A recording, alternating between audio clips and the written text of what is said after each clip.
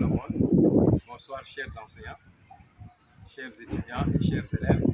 Nous allons ensemble proposer la solution du baccalauréat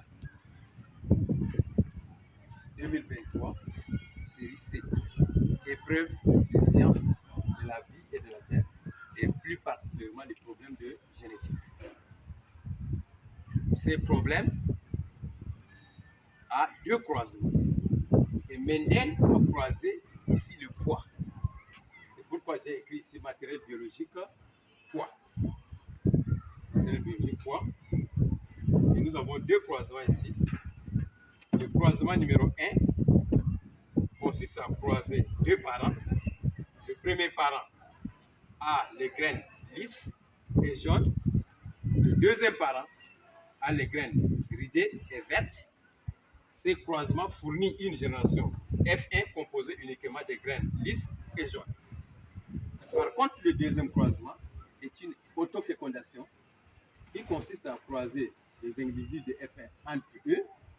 Ces croisements fournissent en F2 315 graines lisses et jaunes, 101 graines ridées et vertes, 108 graines lisses et vertes, et enfin 32 graines ridées et vertes. Et ici, la question demandée, c'est interpréter ces résultats.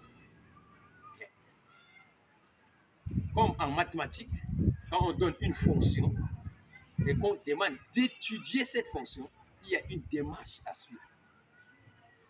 En génétique également, quand on donne un exercice, on donne des croisements et on vous pose une question d'interpréter ces résultats. Il y a également une démarche à suivre. Donc, je m'en vais vous proposer une démarche détaillée de l'interprétation afin que vous puissiez, n'est-ce pas, retenir désormais, quand on va vous poser des questions, n'est-ce pas, sur l'interprétation des résultats, vous allez suivre cette démarche. Bien, nous allons d'abord commencer par les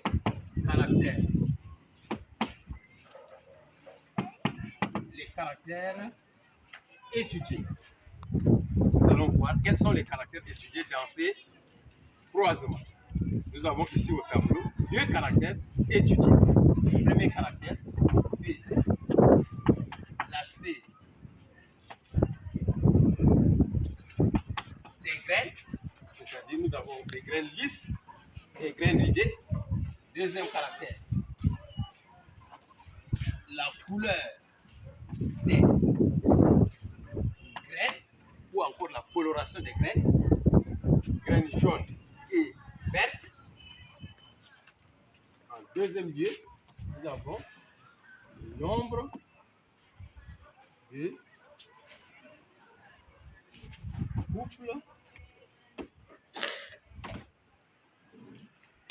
de couples d'allèles. Ici, quand on dit un couple, ça veut dire qu'il y a deux allèles dans un couple. Donc, ici, on demande le nombre de couples d'allèles. Donc, le premier couple est formé de l'allèle lisse et l'allèle ridée. Le deuxième couple est formé de l'allèle jaune et l'allèle vert. Donc, ici, nous avons deux couples d'allèles. Donc, deux couples d'allèles. Lisse, ridée et jaune,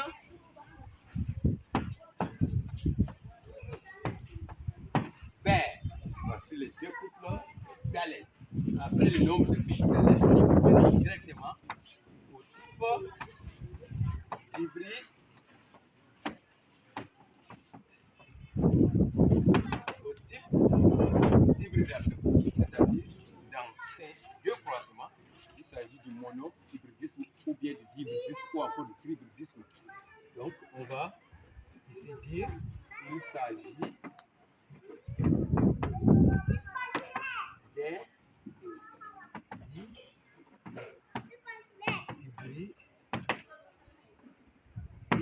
D'hybridisme, pourquoi? Parce qu'il y a deux caractères étudiés. Bien. Nous allons passer à l'analyse des croisements.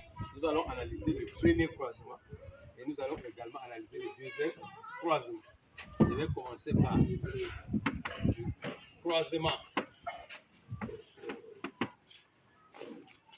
numéro 1. Regardons les résultats du croisement numéro 1. En croisant ces parents, nous avons obtenu uniquement des graines lisses et jaunes. Là, nous allons dire la F1 est homogène, constituée uniquement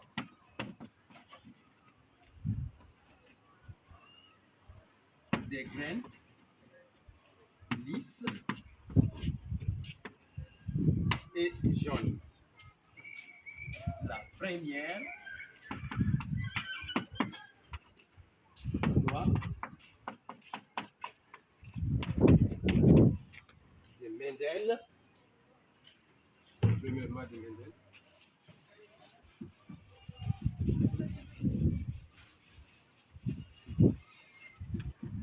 la première loi de Mendel est vérifiée. Entre parenthèses, loi d'uniformité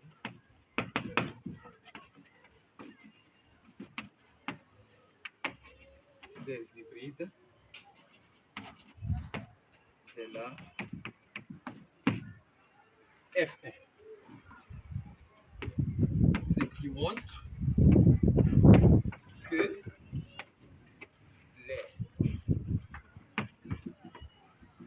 les allèles qui sont apparus en F1, c'est-à-dire lisses et jaunes, les allèles lisses et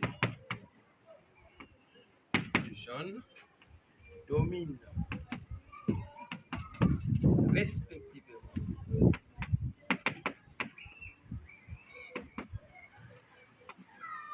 les allèles ridés et verts. Comme les allèles lisses et jaunes dominent respectivement les allèles ridés et verts, il s'agit d'une dominance absolue. Absolue.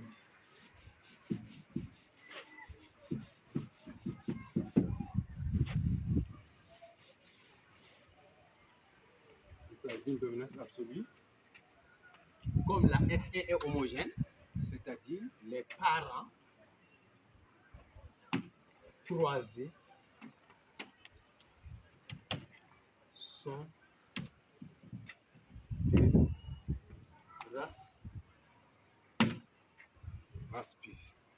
Les parents croisés sont de race pure. Nous allons passer directement au symbole des allèles. Et là, nous allons symboliser lisse par grand L, ridé par petit L, jaune par grand J, vert par petit J. On a fini avec l'analyse du premier croisement. Nous passons à l'analyse du deuxième croisement. Croisement numéro 2. Et le croisement numéro 2 nécessite deux types d'analyse. Nous avons l'analyse qualitative, la F2 est hétérogène, F2 hétérogène, constitué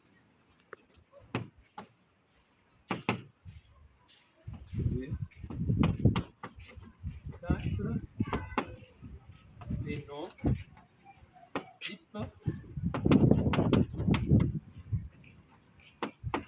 différents. On passe à l'analyse.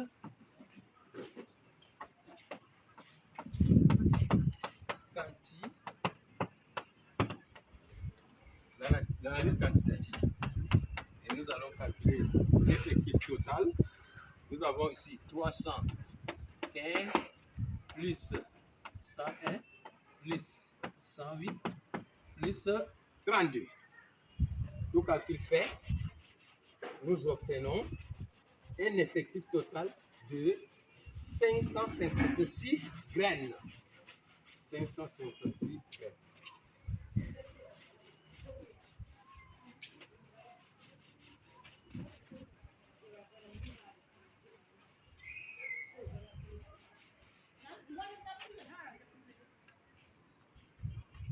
Nous avons un effectif total de 556 graines. Nous allons prendre les graines de phénotype lisse jaune. Nous avons 315 qu'on divise par 556 fois 100%. Donc tout calcul fait, nous avons 56,65%. Petit L, grand J, nous avons 101 divisé par 556 fois 100%. Nous avons ici 18,16%. Nous avons grand L, petit J, 108 divisé par 556 fois 100%.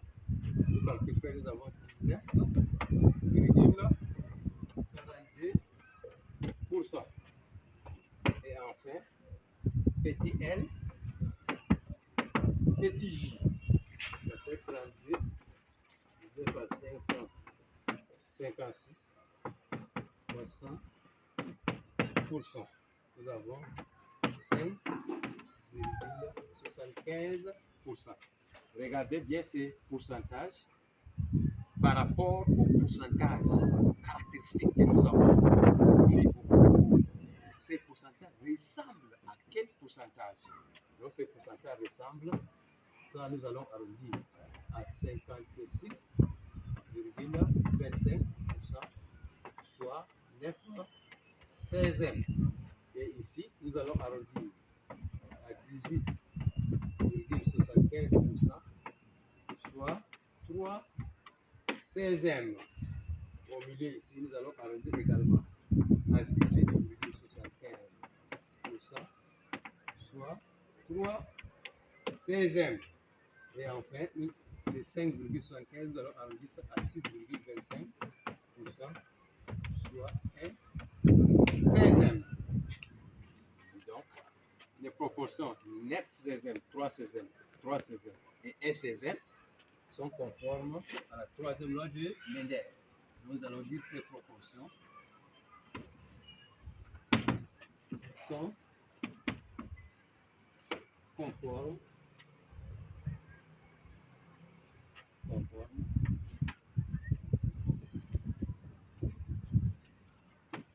à la troisième loi de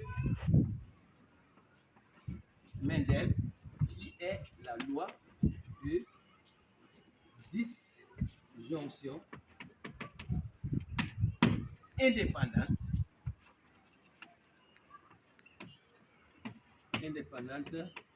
des couples d'allèles. C'est plus comme ça.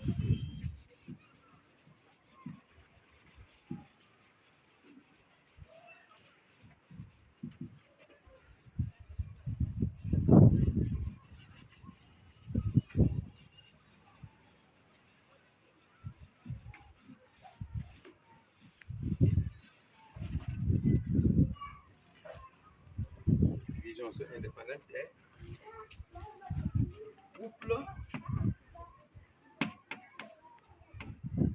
couple d'Allen. Bien, comme la troisième loi de Mendel est vérifiée, ce qui montre que les gènes sont indépendants de l'hérédité autosomale. Parce que la troisième loi de Mendel est appliquée dans le cas d'hérédité autosomale. Bien, nous allons directement passer à l'hypothèse. Comme nous avons évoqué dans le cours, dans le d'hybridisme, il y a 4 paramètres à donner dans l'hypothèse. Donc, le premier, c'est le type d'hybridation. Donc, on est en présence du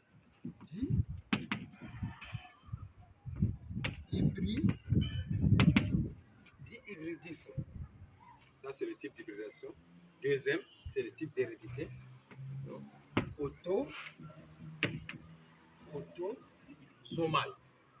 Autosomal, l'hérédité autosomale.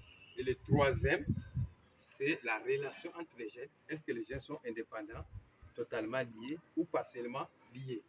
Donc, la troisième loi de Mendel étant vérifiée, les gènes sont indépendants. Hybridisme autosomal avec gènes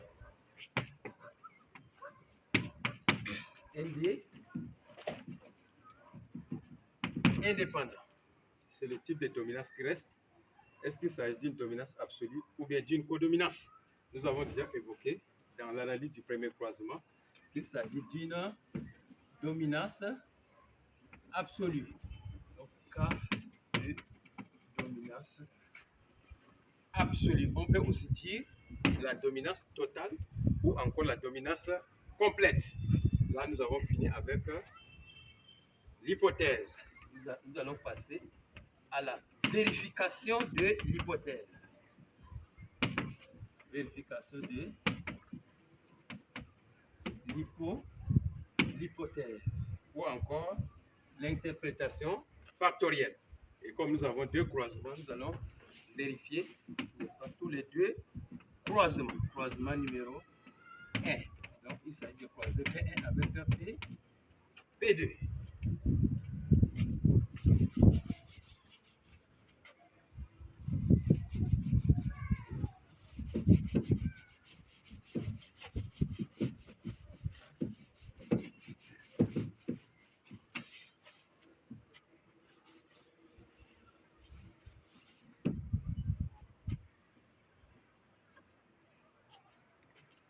Donc, phénotype.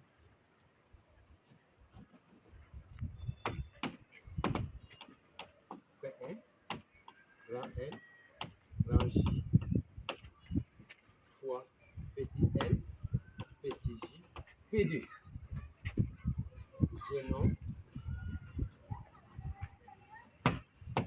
Génotype. Le P1, étant donné que les gènes sont indépendants, donc le génotype va s'écrire comme ça. Grand L sur grand L, grand J sur grand J, fois petit L sur petit L, petit J sur petit J, P2, gamètes. Nous avons dit au cours que lorsque les parents ou bien un individu est de race pure, il produit seulement un seul type de gamètes. Les deux parents, la P1 et P2, sont de race pure. Donc, ils produisent chacun un seul type de gamètes. Celui-là produit grand L, grand J, et celui-ci produit petit L, petit J. Et là, quand vous avez un gamète partout, comme ça, il ne suffit pas de faire l'échiquier de croisement. Donc, vous écrivez simplement fécondation.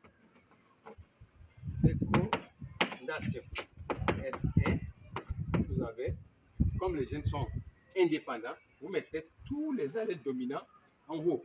Donc, vous avez grand L sur petit L, grand J sur petit J. S'il faut proposer les phénotypes, nous avons grand L, grand J. Le pourcentage, ça fait 100%, soit 1 comme proportion. Voilà. Croisement numéro 2. Croisement numéro 2.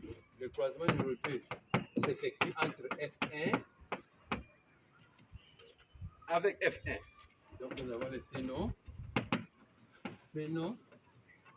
phénotype. Voici le phénotype de F1. Grand L, grand J, fois grand L, grand J.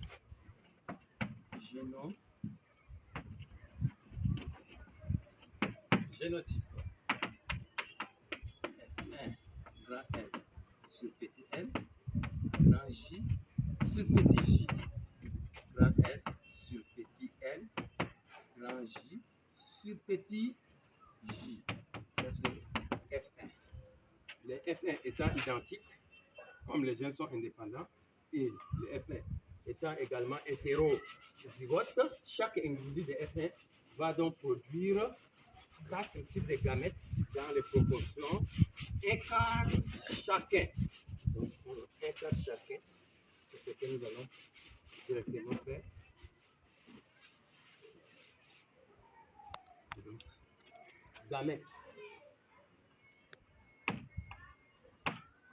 de F1, nous avons un quart de grand L, grand J, un quart de grand L, petit J, un quart de petit L, grand J et un quart de petit L, petit J. Donc chaque individu de F1 produit 4 types de gamètes. Nous allons faire l'échiquier de croisement, appelé aussi carré de Punnett, ou encore le tableau de Punnett, ou encore le tableau de rencontre des gamètes. Il y a plusieurs synonymes. Donc nous faisons l'échiquier de croisement.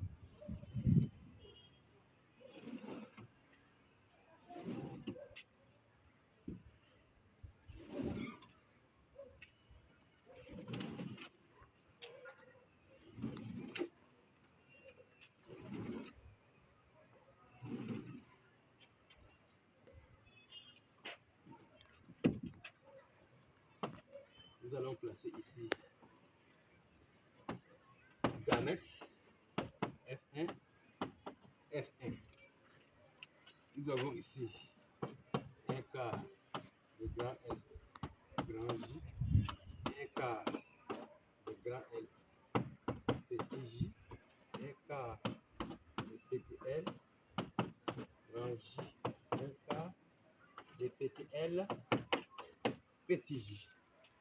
Ça, c'est la première gamète de F1. Nous reportons ces gamètes ici.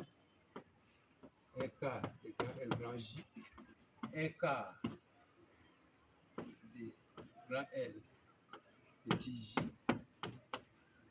un quart de petit L, grand J, un quart de petit L, petit J.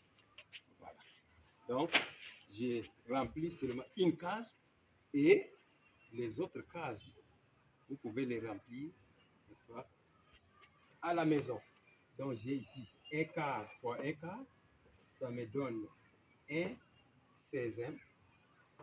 J'ai grand L sur grand L. Donc, grand L sur grand L. Grand J sur grand J. Donc, grand J sur grand J. Donc, le phénotype sera grand L, grand J. Donc, les autres cases, vous pouvez les remplir à la maison. Et quand vous les remplissez normalement, donc vous allez trouver les proportions 9 16e, 3 16e, 3 16e et 1 16e.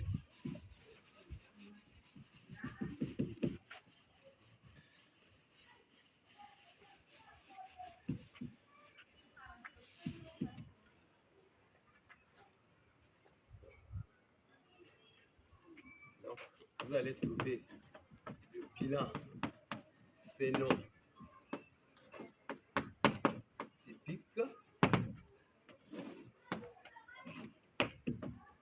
grand L, grand J. Vous allez trouver 9 16e, soit 56,25%. Grand L, petit J, 3 16e, soit 18,75%. Petit L, grand J, 3 16e, soit 18,75%. Et enfin, petit L, petit J, 1 16e, soit 6,25%. Et vous allez comparer les proportions statistiques ou bien les proportions théoriques avec les proportions réelles. Et vous allez vous rendre compte que ces proportions-là sont conformes. Et vous allez tirer la conclusion en disant les résultats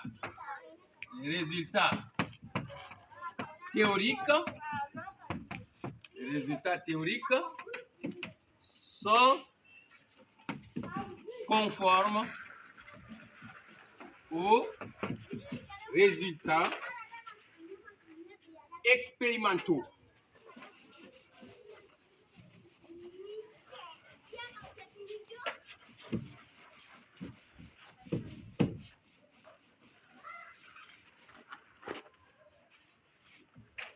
Les résultats théoriques sont conformes aux résultats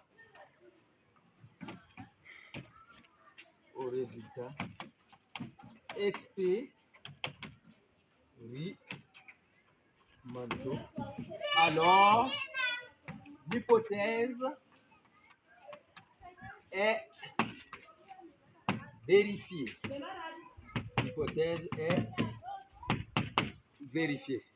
Voici, n'est-ce pas, la correction du problème de génétique du bac 2023 série C. Je rappelle que je me nomme Alakabir Siambé, chargé de cours de SVT au lycée Félix Éboué scientifique. Et je suis sur YouTube. Si vous voulez bénéficier de mes cours que je donne et sur la biologie et également des exposés que je présente, n'est-ce pas, dans le domaine biologique, vous pouvez vous rendre sur ma chaîne YouTube et vous abonner. Vous n'allez pas regretter. Voici d'une manière, n'est-ce pas, détaillée la correction de la génétique série C 2023. Je vous remercie pour votre aimable attention.